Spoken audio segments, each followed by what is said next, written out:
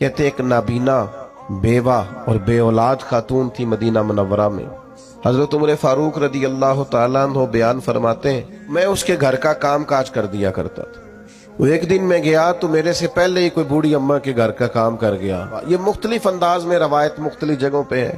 صاحب کنز المال نے اس طرح لکھی ہے جس طرح میں بیان کر رہا ہوں. کوئی مجھ سے پہلے سارے کام کر گیا.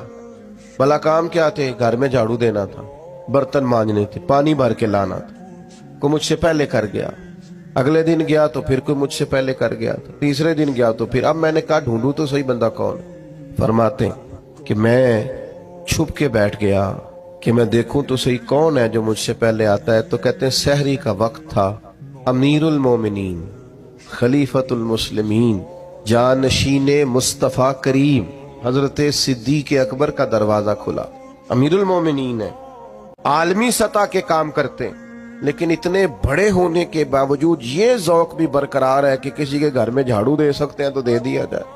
کسی شخص کے گھر میں اگر برتن کسی بوڑھی کے مانجنے پڑے تو کر دیا جائے.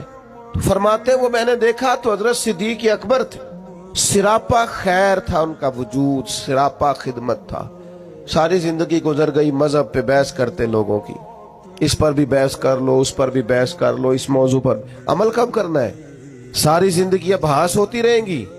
ساری زندگی صرف یہی مزاج ہوگا کہ دین کا کوئی موضوع ملے چلے علماء کریں گے حقاق حق کے لیے کبھی بات کرنی ہوئی، لیکن عوام کے اندر جو اتنی بحث ہوتی، عمل کب کرنا ہے؟